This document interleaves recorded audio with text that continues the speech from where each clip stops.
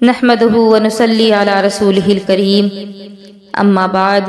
فاعوذ بالله من الشيطان الرجيم بسم الله الرحمن الرحيم ان الصلاة كانت على المؤمنين كتابا موقوتا صدق الله العظيم وصدق رسول النبي الأمين المكين الكريم ونحن على ذلك لمن الشاهدين والشاكرين والحمد لله رب العالمين۔ اللہ رب العزت قرآن پاک میں فرماتا ہے کہ بے شک نماز ایمان والوں پر وقت باندھا ہوا فرض ہے، یعنی ایسا فرض ہے جس کے لیے وقت مقرر کر دیا گیا ہے۔ اور خدا اور رسول نے قرآن اور حدیث شریف میں ہمیں بتایا کہ ہر عاقل بالغ مسلمان پر مرد ہو خواہ عورت 5 وقت کی نمازیں فرض ہیں،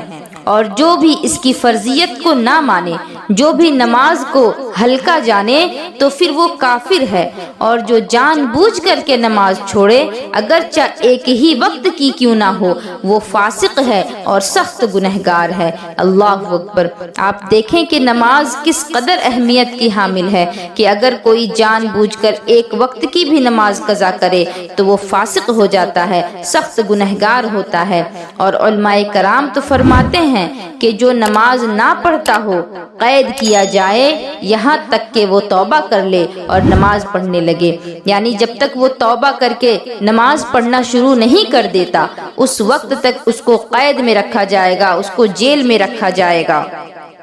حدیث پاک میں آتا ہے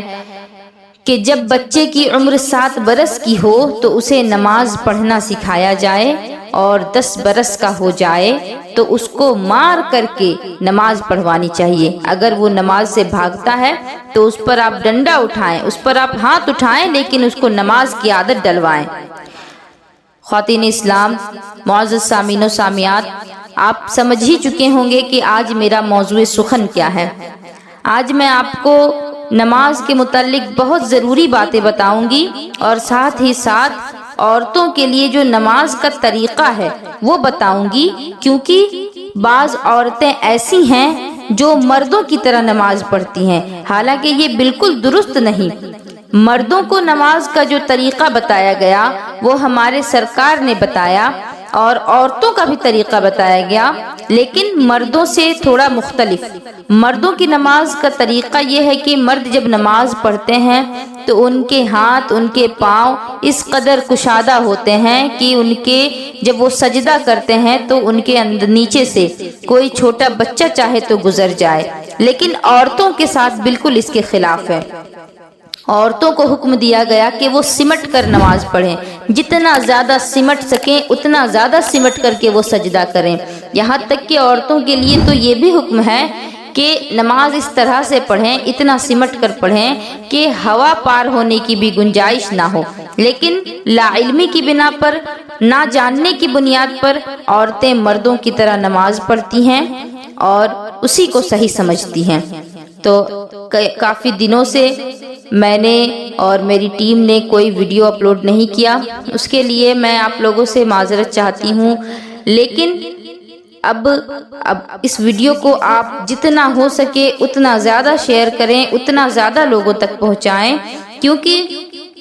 اس میں ایسی معلومات ہیں جو ہر عورت کو جاننا ضروری ہے۔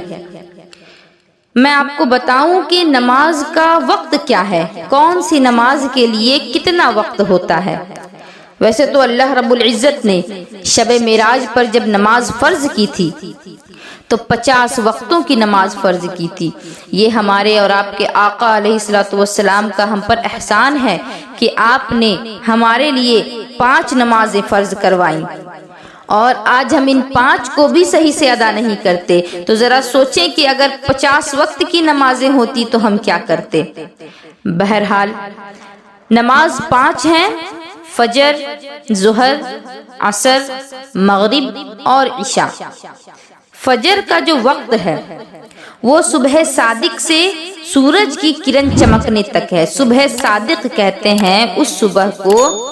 کہ جب سورج نکلنے سے پہلے آسمان پر سفیدی نمودار ہو جاتی ہے، اس کو صبح صادق کہتے ہیں۔ تو سورج نکلنے سے پہلے جو سفیدی نمودار ہوتی ہے اس کو صبح صادق کہا جاتا ہے، اور صبح صادق سے لے کر کے سورج کی کرن جب چمک جاتی ہے، جب آسمان پر سورج کی کرنیں نظر آنے لگتی ہیں، اس وقت تک یہ فجر کا وقت ہے، اور اس کا کم سے کم وقت 1 گھنٹہ 18 منٹ اور زیادہ سے زیادہ 1 گھنٹہ 35 منٹ وقت ہوتا ہے، یہ فجر کا وقت ہے۔ اور ظہر کا وقت سورج ڈھلنے سے اس وقت تک ہے کہ ہر ایک چیز کا جو اصلی سایہ ہے وہ اس کے 2 گنا سے زائد ہو جائے۔ تو سورج جب ڈھلنے لگے اور ہر چیز کا سایہ، چاہے کوئی بھی چیز ہو، چاہے انسان ہو یا کوئی سامان ہو، جب سایہ 2 گنا سے زائد ہو جائے تو سمجھ جائیں کہ ظہر کا وقت شروع ہو گیا۔ اور عصر کا وقت ظہر کا وقت جب ختم ہو جاتا ہے، یعنی جو اصلی سایہ ہے کسی بھی چیز کا وہ 2 مثل ہونے سے سورج ڈوبنے تک ہے۔ یعنی 2 مثل ہونے کا مطلب یہ ہے، کوئی چیز ہے اگر وہ 5 فٹ کی ہے تو اب وہ 15 فٹ کی ہو جائے تو یہ ہو گیا 2 مثل۔ اب اس سے زیادہ جب ہو جاتا ہے تو عصر کا وقت شروع ہوتا ہے اور سورج ڈوبنے تک عصر کا وقت ہوتا ہے۔ اور سورج ڈوبتے ڈوبتے جبکہ سورج ڈوب رہا ہو اس وقت کوئی نماز نہیں پڑھنی چاہیے، لیکن اگر کسی نے عصر کی نماز میں اتنی تاخیر کر دی کہ سورج ڈوبنے لگا ہے تو اس وقت بھی نماز کو پڑھ لے، قضا نہ کرے۔ قضا کرنے سے بہتر ہے کہ نماز ادا کر لے۔ اور مغرب کا وقت، سورج کی جو کرنیں ہیں جب وہ ڈوب جائیں گی تو مغرب کا وقت شروع ہو جاتا ہے، اور آسمان پر جو سرخی نمودار ہوتی ہے، سرخی اور سفیدی جو آسمان پر ظاہر ہوتی ہے، جب وہ ختم ہو جائے تو اس کے بعد مغرب کا وقت بھی ختم ہو جاتا ہے۔ مغرب کا وقت بھی کم سے کم 1 گھنٹہ 18 منٹ اور زیادہ سے زیادہ 1 گھنٹہ 35 منٹ کا ہوتا ہے۔ ہر دن کی جو فجر کا وقت ہے اور جو مغرب کا وقت ہے یہ دونوں برابر ہوتے ہیں۔ اور عشاء کا وقت، مغرب کا وقت ختم ہوتے ہی عشاء کا وقت شروع ہو جاتا ہے اور صبح صادق تک ہوتا ہے، یعنی صبح کا وقت شروع ہونے سے پہلے، فجر کا وقت شروع ہونے سے پہلے تک رہتا ہے۔ تو یہ تھا نماز کے وقتوں کے متعلق کچھ مسائل۔ اب میں آپ کو نماز کے متعلق کچھ مسائل بتاؤں گی۔ عورتوں کے لیے فجر کی نماز میں جو فجر کی نماز کا اول وقت ہے، شروعاتی وقت ہے، اس نماز میں عورتوں کو فجر کی نماز پڑھنا مستحب ہے، زیادہ پسند ہے، کیونکہ فجر کے وقت جب نبی کریم علیہ الصلوۃ والسلام کا زمانہ مبارک تھا اس وقت نماز کے لیے عورتیں بھی مسجدوں میں جایا کرتی تھیں، اور فجر کا جو شروعاتی وقت ہوتا ہے، اول وقت ہوتا ہے، اس وقت آسمان پر اندھیرا ہوتا ہے اور ہلکی سی روشنی چھاتی ہے، جس کی وجہ سے لوگوں کو صاف طور پر دیکھنا ممکن نہیں ہوتا۔ اس وجہ سے فجر کے وقت عورتوں کو شروعاتی وقت میں نماز کا حکم دیا گیا، کیونکہ پہلے عورتیں مسجدوں میں جا کر جماعت کے ساتھ نماز پڑھتی تھی، اور پھر دھیرے دھیرے یہ حکم منسوخ ہو گیا، لیکن پھر بھی فجر کے وقت عورتوں کے لیے بہتر ہے کہ وہ اول وقت میں نماز ادا کریں، اور اس کے بعد جتنی بھی نمازیں ہیں سب میں مردوں کی جماعت ہو جائے، اس کے بعد نماز ادا کریں۔ عصر کی نماز میں اتنی دیر نہ کریں کہ سورج کی جو روشنی ہے، سورج کی جو زردی ہے وہ ڈوبنے لگے اور بغیر کسی مشکل کے سورج پر نظر کرنا ممکن ہو جائے، نگاہیں ٹھہرنے لگی۔ اور یہ بات تجربہ سے ثابت بھی ہو چکا ہے کہ یہ جو زردی ہے جو سورج ڈوبتے وقت سورج میں نظر آتی ہے، یہ اس وقت آتی ہے جبکہ سورج کو ڈوبنے میں 20 منٹ باقی رہتا ہے، اور یہ جو 20 منٹ ہے یہی وقت کراہت ہے جس میں کوئی نماز ادا نہیں کرنی چاہیے، لیکن اگر عصر کی نماز رہ گئی ہے تو اس وقت بھی ادا کر سکتے ہیں۔ اور مغرب کی نماز شروع وقت میں پڑھ لینی بہتر ہے، اگر 2 رکعت کی مقدار بھی دیر لگا دی گئی تو مکروہ ہے۔ اور اگر اتنی دیر لگائی کہ ستارے نظر آنے لگے تو پھر مکروہ تحریمی ہے، یعنی حرام کے مقابل ہے۔ ہاں کسی بیماری یا سفر یا کسی مجبوری کی وجہ سے اگر دیر ہو گئی تو پھر کوئی بات نہیں، لیکن بہتر یہی ہے کہ اول وقت میں پڑھیں، کیونکہ ان وقتوں میں جو نماز کا وقت ہے مغرب اور فجر میں، یہ بہت ہی کم ہوتا ہے دوسری نمازوں کی بنسبت۔ عشاء کی نماز سے پہلے سو جانا اور عشاء کی نماز کے بعد دنیا کی باتیں کرنا، قصے کہانی کہنا یا پھر خرافات، موبائل پر سیریل اور فلمیں دیکھنا، یہ ساری چیزیں مکروہ ہیں، اور گانے وغیرہ، حرام گانے سننا دیکھنا، یہ سب تو حرام ہیں۔ اور ضروری باتیں اگر کی جائیں، جیسے ذکر کی محفل سجائی جائے، قرآن کی تلاوت کی جائے، یا پھر انبیاء کرام کے قصے سنائے جائیں، یا اگر گھر پر آپ کے مہمان آئے ہیں تو آپ مہمانوں سے بات چیت کر رہے ہوں تو اس میں کوئی حرج نہیں۔ اور اسی طرح صبح صادق سے، یعنی فجر کی نماز کا جو وقت ہے صبح صادق اس کو کہتے ہیں، تو صبح صادق سے لے کر کے سورج نکلنے تک، جب تک کہ فجر کا وقت ہوتا ہے، اس وقت تک اگر کوئی بات کرنی ہی ہے تو دین کی بات کرے یا ذکر الہی کریں، اس کے علاوہ کوئی بات نہیں کرے، کیونکہ یہ مکروہ ہے۔ کچھ وقت ایسے ہیں کہ جن میں نماز پڑھنا مکروہ ہے، جن میں نماز پڑھنے کی اجازت نہیں دی گئی۔ پہلا تو ہے سورج نکلتے وقت، جبکہ سورج نکل رہا ہو۔ سورج نکلنے سے پہلے پڑھیں، سورج نکلنے کے بعد پڑھیں، سورج کے نکلتے نکلتے نہ پڑھیں، اور سورج ڈوبتے وقت بھی نہ پڑھیں، اور ٹھیک دوپہر کے وقت جبکہ سورج بالکل سیدھے پر ہو اس وقت بھی کوئی نماز نہیں پڑھنی چاہیے۔ نہ ہی فرض پڑھیں، نہ ہی نفل پڑھیں، اور نہ ہی قضا نماز پڑھیں، اور نہ ہی سجدہ تلاوت کریں، اور نہ ہی کوئی نذر یا منت کی نماز پڑھیں، بلکہ اس وقت کوئی نماز نہ پڑھیں۔ اور یہ جو وقت مکروہہ بتائے گئے، سورج نکلتے وقت، سورج ڈوبتے وقت، اور دوپہر کے وقت جس کو نصف النہار کہتے ہیں، جبکہ سورج بالکل سر کے اوپر ہوتا ہے، ان وقتوں میں قرآن مجید کی تلاوت بھی کرنا بہتر نہیں، لیکن درود پاک میں مشغول رہیں، یہ بہتر ہے۔ اور طلوع فجر سے طلوع آفتاب تک سوائے 2 رکعت سنت فجر کے کوئی نفل نماز نہیں، یعنی صبح صادق کا جب وقت ہو گیا،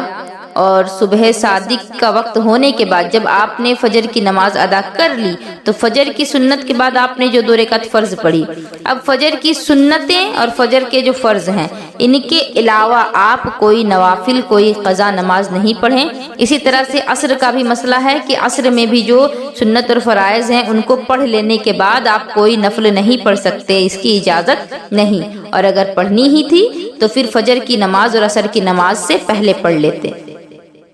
اگر وقت اتنا کم ہے کہ اگر پوری نماز پڑھیں گے، سنتیں پڑھنے لگیں گے تو نماز کا وقت ختم ہو جائے گا، تو ایسی صورت میں جو رکعت فرض ہیں ان کو پڑھ لے، کیونکہ اگر فرض نماز پڑھنے کا وقت بچا ہے، جیسے کہ اگر 2 منٹ یا 5 منٹ کا وقت بچا ہوا ہے وقت ختم ہونے میں، اور ویسے میں اگر آپ سنتیں پڑھنا شروع کر دیں تو سنت پڑھنے کی وجہ سے آپ کو فرض پڑھنے کا موقع نہ مل پائے، تو اس سے بہتر ہے کہ آپ اس سنت کو نہ پڑھیں، اس صورت میں وہ سنت پڑھنا مکروہ ہے، لہٰذا آپ فرض پڑھیں۔ اور جن باتوں سے ہمارا دھیان بھٹکے، دل بٹ جائے، ان کو دور کر لینا بہت ضروری ہے، ان کو دور کیے بغیر نماز پڑھنا مکروہ ہے۔ جیسے اگر کسی کو پیشاب یا پخانہ کی حاجت ہو یا پھر کسی اور چیز کی حاجت ہو تو پھر وہ اس حاجت کو پوری کر لے، جب تک کہ اس حاجت کو پوری نہ کرے تب تک نماز نہ پڑھے۔ جیسے اگر بھوک لگی ہے تو کھانا کھا لے، پیاس ہے تو پانی پی لے، اس کے بعد نماز پڑھے تاکہ نماز میں من لگا رہے، بار بار دھیان آپ کا ان چیزوں کی طرف نہ جائے۔ اب میں آپ کو بتاؤں کہ نماز پڑھنے سے پہلے کون کون سی چیزیں ہمارے لیے شرط ہیں۔ یہ نماز سے پہلے کی چیزیں ہیں جن کو نماز کی شرطیں یا شرائط نماز کہا جاتا ہے، تو یہ 6 ہیں۔ سب سے پہلا تو طہارت یعنی پاکی، اس کے ساتھ باوضو ہونا۔ دوسرا ستر عورت، ستر عورت کا معنی بدن کو ڈھکے رکھنا۔ استقبال قبلہ کا معنی قبلے کی طرف منہ کرنا، یعنی خانہ کعبہ کی طرف اپنا چہرہ کر لینا۔ چوتھا ہے وقت، یعنی نماز کا وقت ہونا، مکروہ وقت میں نماز نہ پڑھنا۔ 5واں نیت کرنا، کیونکہ انما الاعمال بالنیات، اعمال کا دار و مدار نیتوں پر ہے، لہٰذا جب بھی کوئی اچھا کام کرنے لگیں تو اس سے پہلے اس کی نیت کر لیں، اور نیت صرف دل ہی دل میں نہ کریں بلکہ زبان سے بھی کہیں۔ اس کے بعد ہے تکبیر تحریمہ، یعنی اللہ اکبر کہہ کر نیت باندھ لینا۔ تو یہ 6 چیزیں جو نماز کے باہر کی شرطیں ہیں، ان کا پایا جانا ہر صورت میں ضروری ہے، ورنہ آپ کی نماز مکمل نہیں ہو سکتی۔ سب سے پہلے طہارت یعنی پاکی، یعنی نمازی کا جو بدن ہے وہ حدث اصغر اور حدث اکبر۔ حدث اصغر یعنی وہ چیزیں جن سے وضو لازم ہو، جیسے کہ اگر آپ نے پیشاب یا پخانہ کیا تو اس کے بعد آپ اس سے پاک ہونے کے بعد وضو کر لیں تو یہ حدث اصغر ہوا۔ اور حدث اکبر جیسے اگر غسل واجب تھا آپ پر، غسل فرض تھا، حیض و نفاس والی عورت یا پھر جنبی ہو تو ان کے لیے غسل فرض ہے تو اس کو حدث اکبر کہیں گے۔ تو حدث اصغر اور حدث اکبر سے جسم کا پاک ہونا شرط ہے۔ دوسری چیز ہے ستر عورت، یعنی بدن کا وہ حصہ جس کو ہر حالت میں چھپانا فرض ہے اس کو چھپائے رکھنا، یہ ضروری ہے۔ عورتوں کے لیے چہرہ، ہتھیلی اور پاؤں کے جو پنجے ہیں ان کے علاوہ سارا بدن جو ہے وہ چھپانا ہے، اور مردوں کے لیے جو ستر ہے وہ کم سے کم ناف سے لے کر گھٹنا تک تو ہو ہی، اور نماز پڑھنے کے لیے اگر نماز پڑھ رہے ہوں تو ان کو بھی یہی حکم ہے کہ چہرہ، ہتھیلی اور پاؤں ان کے ٹخنے تک نظر آئیں، اس کے علاوہ نظر نہ آئیں۔ میں اس پر کچھ مسائل بتا دوں۔ سر سے جو بال لٹکتے ہیں اور گردن اور کلائیوں اور کان، یہ بھی چیزیں جو ہیں ان کو بھی چھپانا ضروری ہے، ان کو بھی چھپانا فرض ہے۔ اگر عورت نے باریک دوپٹہ اوڑھا ہے اور اتنا باریک ہے کہ بالوں کی سیاہی نظر آتی ہے، اوڑھ کر کے اگر نماز پڑھیں تو نماز نہیں ہوگی جب تک کہ اس پر کوئی موٹی چیز نہ ڈال لے جس سے بالوں کی رنگت چھپ جائے، تب جا کر کے نماز ہوگی، ورنہ نماز نہ ہوگی۔ اور اس پر حدیث پاک بھی اور اس پر بیان بھی آ چکا ہے کہ کپڑا پہن کر کے بھی عورتیں جب ننگی معلوم ہوں تو سمجھ جانا کہ قیامت قریب ہے۔ تو یہ اس بات کی دلیل ہے۔ آج تو عورتیں ایسا کرتی نظر آ رہی ہیں کہ دوپٹہ اوڑھتی ہیں لیکن سارا جسم نظر آتا ہے، کپڑا پہنتی ہیں لیکن جسم کی ساری بناوٹ نظر آتی ہے، لہٰذا ان سے پرہیز کریں، بہت زیادہ پرہیز کریں۔ جن بدن کے حصوں کو چھپانا فرض ہے ان میں کوئی عضو چوتھائی سے کم کھل گیا، چوتھائی کا مطلب یہ ہوا کہ جیسے آپ کو ہاتھ کو چھپانا ضروری ہے، اب ہاتھ جو ہیں، اپنے ہاتھ کو آپ 4 حصوں میں دیکھیں کہ 4 حصوں میں بانٹنے پر ہمارا ہاتھ میں ایک حصہ کتنا ہوتا ہے، تو اس میں سے جو ایک حصہ ہے وہ 1/4 ہوا۔ اب اسی کے بارے میں بتایا جا رہا ہے کہ جن اعضاء کا چھپانا فرض ہے ان میں سے کوئی عضو، کوئی بدن کا حصہ چوتھائی سے کم کھل گیا تو نماز ہو جائے گی، اور اگر چوتھائی سے زیادہ کھلا ہوا ہے تو پھر اس کو فوراً چھپا لیں۔ اگر فوراً چھپا لیا گیا تو نماز تو ہو گئی، یعنی ایک رکن کے برابر، جیسے 3 مرتبہ اگر سبحان ربی العالی، سبحان ربی العالی، سبحان ربی العالی کہنے کی مقدار جو ہے اس کو ایک رکن کہا جاتا ہے۔ اگر ایک رکن کے اندر جتنی دیری ہوتی ہے اتنی دیر میں چھپا لیا گیا تو نماز ہو جائے گی، اگر اتنی دیر تک کھلا رہ گیا تو پھر نماز ادا نہیں ہوگی۔ اور اگر نماز شروع کرتے وقت اگر کسی بدن کے حصے کی چوتھائی کھلی ہوئی تھی اور اسی حالت پہ اس کو چھپائے بغیر اگر نیت باندھ لی، اللہ اکبر کہہ لیا، تو نماز شروع ہی نہیں ہوئی۔ لہٰذا ان چیزوں کا خوب خیال رکھیں اور اپنی طہارت، اپنی ستر، ہر چیز کا لحاظ رکھیں تاکہ آپ کی نماز مکمل ادا ہو سکے۔ اگر کسی ایسی جگہ پر ہیں جہاں آپ قبلہ کو نہیں پہچان سکتے، آپ نہیں جان سکتے کہ خانہ کعبہ کس طرف ہے، تو اس صورت میں آپ کو اپنے دل میں غور و فکر کرنا ہے کہ آپ کا دل جس جانب مطمئن ہو جائے آپ اسی طرف اپنا چہرہ پھیر لیں اور نماز ادا کریں۔ اگر کوئی بتانے والا ہے تو اس سے پوچھیں، اور اگر بتانے والا نہیں، کوئی نہیں، اندھیرا ہے، جنگل ہے یا ایسی جگہ ہے جہاں آپ کو پتہ نہیں چل سکتا، سمندر کے بیچ میں ہے اور آپ کے پاس کوئی آلہ نہیں جس سے آپ پتہ کر سکیں، تو آپ کا دل جس طرف کہے اس طرف آپ رخ کر لیں اور نماز ادا کریں۔ نماز کے وقتوں کے بارے میں تو بتا ہی دیا گیا کہ کون سی نماز کا کتنا وقت ہے۔ اب نیت، نیت جیسا کہ بتایا گیا کہ انما الاعمال بالنیات، تمام کاموں کا دار و مدار نیت پر ہے، اور نیت دل کے پکے ارادے کو کہتے ہیں۔ اور نماز میں نیت جو ہے وہ یہ ہے کہ اگر آپ سے کوئی پوچھے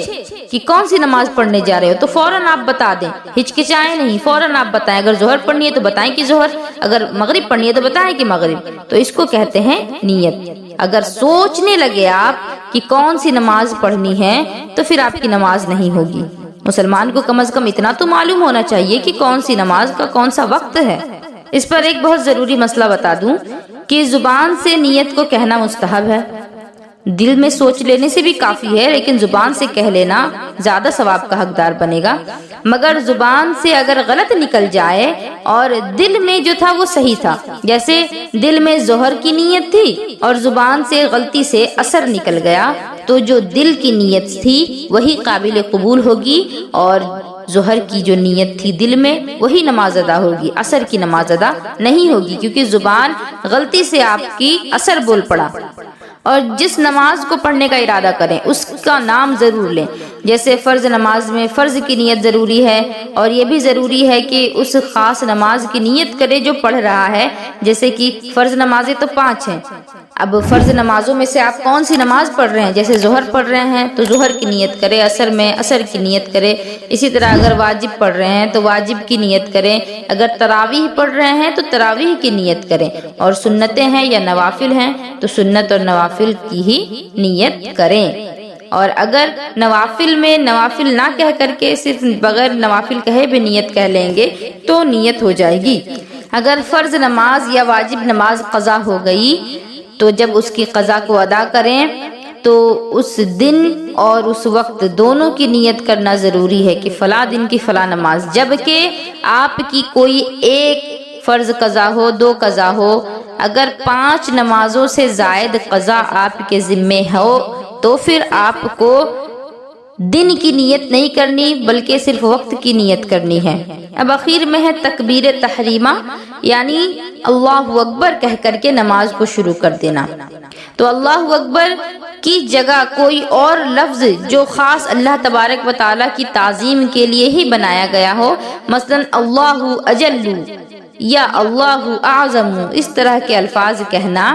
نماز تو ہو جائے گی مگر ایسا کرنا مکروہ تحریمی ہے، یعنی حرام کے مقابل ہے اور سخت گناہ ہے، لہٰذا ان سے پرہیز کریں، اور جو لفظ بتایا گیا ہے لفظ اللہ اکبر اسی کو پڑھیں، اور اس کو پڑھنے کا جو طریقہ ہے اسی طریقے سے پڑھیں، زیادہ کھینچے نہیں، جیسے اللہ اکبر لام پر کھڑا زبر ہے اس کو کھینچیں، اس کے علاوہ کہیں اور کھینچ کر نہ پڑھیں۔ اور جن نمازوں میں قیام فرض ہے ان میں تکبیر تحریمہ کے لیے قیام فرض ہے تو قیام کریں، اگر بیٹھ کر کے اللہ اکبر کہہ لیا اور اس کے بعد کھڑی ہوئیں تو پھر نماز ہی نہیں ہوئی۔